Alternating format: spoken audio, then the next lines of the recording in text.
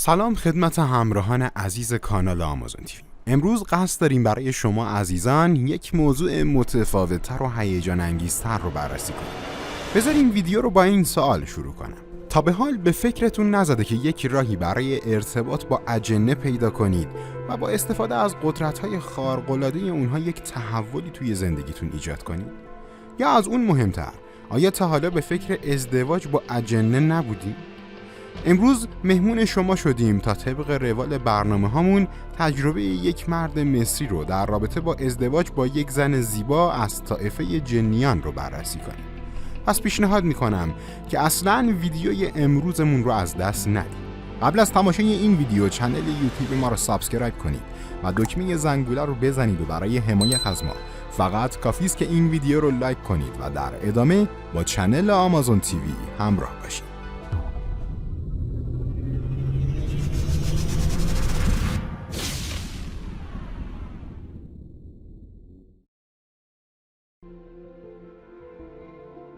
قرار امروز یک تجربه به ظاهر واقعی رو براتون تعریف کنیم که از یک سرباز مصری روایت شده و اون ادعا میکنه که با یک زن زیبا از طایفه جنیان ازدواج کرد و سالیان سال هم با همدیگه زندگی کرد. اینکه این داستان چقدر صحت داره و چقدرش دروغه بمونه برای آخر ویدیو. ولی ازتون خواهش میکنم که این ویدیو رو نصفه رها نکنید و تا موقعی که اون رو کامل ندیدین هیچ قضاوتی راجع به اون نکنید. در ابتدا اجازه بدین خلاصه‌ای از این تجربه رو با هم بررسی کنیم و عنوانش کنیم. آقای عبدالعزیز مصری که بیشتر دوستان و آشنایان ایشون رو با لقب ابوکف میشناسن، تجربه خودشون رو اینطور روایت کردن: من سال دوم راهنمایی بودم که طرح تحصیل کردم و تصمیم گرفتم به ارتش بپیوندم و چند سال بعد وقتی که من 33 ساله بودم جنگ کانال سوئز شکل گرفت و منم مثل بقیه نیروهای نظامی مکلف به حضور توی جنگ اتفاقیه که هیچ وقت خوب نبود و خوب هم نخواهد و همین اتفاق نحس باعث به وجود اومدن بدترین اتفاق زندگی من شد و من توی یکی از عملیات‌های نظامی مجروح شدم. نمیدونم که دقیقاً چه اتفاقی افتاد، ولی یادم میاد که توی یکی از عملیات‌ها وقتی که استرس و اضطراب تمام وجودم رو فرا گرفته بود، یک خمپاره در نزدیکی من منفجر شد. دیگه نمیتونستم حرکت کنم. وقتی نیروهای امدادی من رو به عقب منتقل کردن تازه متوجه شدم که چه اتفاق وحشتناکی برام افتاده. اونها به من اطلاع دادن که چند تا ترکش به ستون فقراتم اصابت کرده و من مجبورم که تا آخر عمر روی ویلچر بشینم. از اونجا به بعد دیگه چیزی نمیشنیدم. وقتی رسیدم خونه من رو مستقیم بردن توی اتاقم و بعد از اینکه خانواده‌ام یکم برام دلسوزی کردن و اشک ریختن تنها می‌گذاشتن. کم کم داشتم به خودم میقبولوندم که منظره سقف این اتاق قرار آخرین منظره‌ای باشه که تا آخر عمر مجبورم تحملش کنم. حالم اصلاً خوب نبود و از دست خودم و خدای خودم و همه چیز عصبی بودم. توی همون حال و هوا و فشار عصبی بودم که یک دفعه متوجه یک سری تغییرات داخل اتاقم شدم. نمیدونم باید دقیقاً اسمش رو چی بذارم، ولی احساس کردم که یک شخص عجیب با یک ظاهر عجیبتر توی اتاق من حضور داره. خیلی ترسیده بودم. فکر کردم اسرائیل اومده و میخواد جونم رو بگیره. شکل و شمایل اون موجود خیلی برام عجیب و ترسناک بود. اون لباس سفید و بلندی به تن داشت و دور سر خودش هم یک پارچه سفید پیچیده بود. ترس من لحظه به لحظه بیشتر میشد و زبونم قفل شده بود و نمیتونستم داد و فریاد کنم. اون موجود عجیب سرش رو به گوش من نزدیک کرد و دم گوش من جمله ای رو گفت. اون به من گفت اسم من حاجته و از طایفه جنیان هستم و من قادرم تا بیماری تو رو درمان کنم. ولی این موضوع یک شرط داره. من که از ترس خشکم زده بود به چهره نامعلوم اون موجود نگاه کردم و منتظر بودم تا بقیه حرفش رو بزنه. اون جن یا همون حاجت ادامه داد و گفت شرط درمان تو اینه که تو با دختر من ازدواج کنی. بعد از چند ثانیه و شنیدن این حرف یکو متوجه شدم که اون موجود عجیب از داخل اتاقم رفته و ناپدید شد. اولش فکر کردم که خیالاتی شدم و این یک توهم بوده و احتمالاً اثر داروهای مسکنی بوده که دکترها بهم زده بودن. از یک طرف دیگه هم میترسیدم این داستان رو برای کسی تعریف کنم، چون میدونستم که کسی اون رو باور نمیکنه و احتمالاً فکر میکنن که من دیوونه شدم و به تیمارستان منتقلم میکنن. از این داستان گذشت و فردای اون شب رسید. توی همین فکر و خیالا بودم که دوباره احساس کردم از دیوار روبروی تختم یک روح یا شبح داره وارد اتاقم میشه. تا این صحنه رو دیدم دوباره ترس وجودم رو فرا گرفت و فریاد زدم تو کی هستی؟ از این داستان گذشت و فردای اون شب رسید. توی همین فکر و خیالا بودم که دوباره احساس کردم یک موجود از دیوار روبروی تختم داره وارد میشه. تا این صحنه رو دیدم دوباره ترس وجودم رو فرا گرفت و فریاد زدم تو کی هستی؟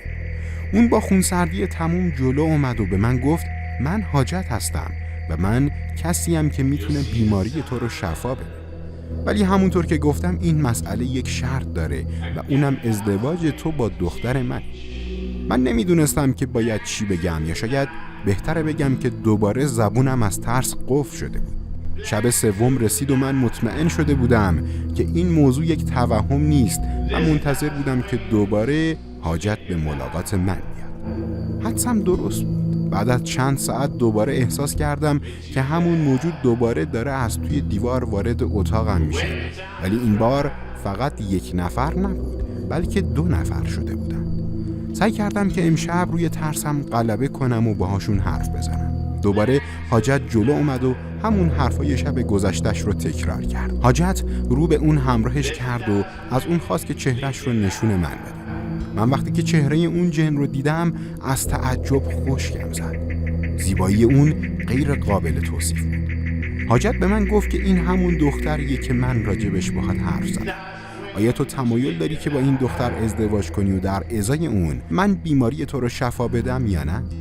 من که حاضر بودم برای درمان بیماریم همه کار بکنم و از یک طرف دیگه چهره زیبای اون جن هم به دلم نشسته بود. شرط حاجت رو پذیرفتم و قبول کردم تا با دختر اون جن ازدواج کنم. فردا شب توی اتاق من جشن مخصوصی برگزار شد و گروهی از جنیان هم مشغول نواختن موسیقی و ساز و دهل بودند و جالب اینجا بود که هیچ انسانی به غیر از من توانایی شنیدن اون صداها رو نداشت. وقتی مراسم تموم شد نوبت به من رسید که مراسم شب زفاف رو با همون دختر جنی زیبا انجام بدم. هنوز همسر خودم رو به آغوش نکشیده بودم که توی پاهای خودم احساس قدرت کردم. از شدت خوشحالی همسر خودم رو توی آغوش گرفتم و اون شب رو با اون دختر جنی مشغول خوشگذرونی شدم. خب دوستان، بخشی از این تجربه و روایت رو با هم شنیدیم، ولی به احتمال زیاد اصلی ترین چیزی که ذهن شما رو هم مشغول خودش کرده صحت داشتن یا نداشتن این داستانه. پس بیاین با هم دیگه این مسئله رو از دیدگاه اسلامی بررسی کنیم. بیاین در اولین مرحله این موضوع رو بررسی کنیم که آیا ارتباط برقرار کردن با جنیان و ازدواج با اونها امری امکان پذیره یا نه. ابتدا مراجعه می‌کنیم به کتاب آسمان و جهان که ترجمه کتاب عربی سماع العالم هست.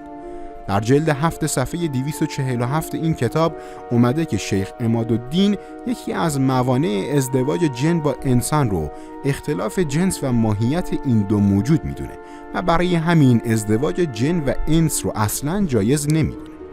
به علاوه خداوند هم در قرآن کریم در سوره روم آیه 21 فرموده که ما زوجهایی رو از جنس خودتون براتون خلق کردیم و میشه این نتیجه رو گرفت که وقتی خدا جفت و مکملی از جنس خودمون رو برای ما خلق کرده نیازی نیست که ما به سراغ سایر موجودات بریم. همچنین در خیلی از منابع اسلامی دیگه هم خیلی از عالمان شیعه و سنی این کار رو عملی ناشایست و مکروه دونستن و مؤمنین رو از انجام این کار نهی کردن.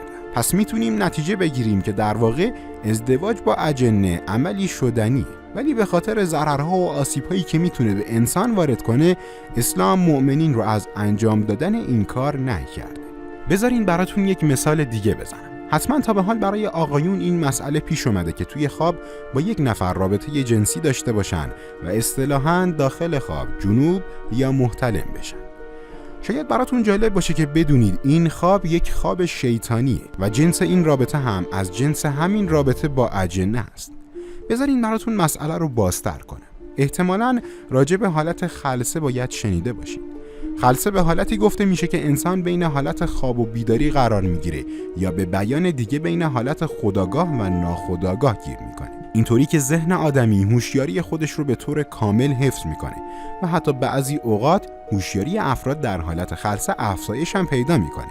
ولی از طرفی حواس پنجگانه و جسم شخص از کنترل اون خارج میشه و در حالتی آرام قرار میگیره. رابطه با اجنه هم بیشتر در همین حالت خلسه شکل میگیره و اگه نگاهی به رابطه جنسی در خواب بکنیم متوجه شباهت این دو موضوع میشیم. به این معنی که ما به طور فیزیکی هیچ رابطه جنسی و تحریک جنسی نداشتیم، ولی در عالم ذهنی خودمون به ارگاسم و اوج شهوت رسیدیم. برای همین هم هست که در روایات متعدد اومده که قبل از خواب حتما وضو بگیرید و 4 قول بخونید و بسم الله الرحمن الرحیم بگید و سعی کنید رو به قبله بخوابید تا اجنه و شیاطین از شما دوری کنند. ولی این رو هم بگم که چون این خواب از روی عمد و خواسته انسان نیست، برای اون گناهی نداره. در قدم دوم بیاین این رو بررسی کنیم که اگه شخصی تصمیم به ازدواج با اجنه بگیره، موفق به ارتباط و ازدواج با اجنه خوب میشه یا اجنه کافر و شیطانی؟ جواب ساده و کوتاه دوستان. ما چند دقیقه پیش این موضوع رو عنوان کردیم که در اکثر روایات اسلامی ما این امر نهی شده و اجنه مؤمن هم هیچ وقت تن به چنین کاری نمیدن. متاسفانه خیلی از رمالها و جنگیرها هم همچین کاری رو به درخواست افراد انجام میدن. خیلی از این رمالهای شیاد با اجنه ارتباط میگیرن و اون جن در خواب یا همون حالت خلسه میاد و به یک آدم سرویس دهی جنسی میکنه. ولی باید به این نکته هم متذکر بشم که این کار به شدت برای انسان مضره و اجنه معمولاً وقتی به انسان نزدیک میشن از انرژی انسان و بشریت بهره میگیرن و تجربه و مطالعات اثبات کرده که کسانی که معمولاً با اجنه ارتباط میگیرن و به عمد خودشون رو به حالت خلسه میبرن خیلی زود پیر میشن و خیلی زود هم به هلاکت میرسن. خب حالا با وجود این تفاسیر نظر شما چیه؟ آیا این داستانی که تعریف کردیم حقیقت داره یا نه؟ مهمترین دلیل برای نقص کردن این داستان اینه که ما گفتیم اجنه از انرژی ما انسان‌ها بهره میگیرن و باعث پیری زودرس و هلاکت انسان میشن. پس اینکه یک جن بتونه یک انسان رو شفا بده و به بشریت کمک کنه کاملاً خلاف واقعیت و باورهای دینی ماست.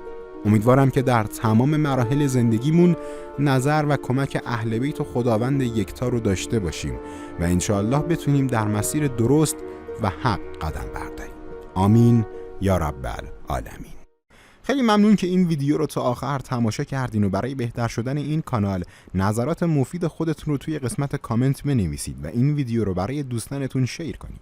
برای دیدن ویدیوهای جدید و جذابتر روی یکی از این ویدیوها کلیک کنید و برای عضو شدن به این کانال روی عکس کانال کلیک کنید. با تشکر تا ویدیویی دیگر بدرود.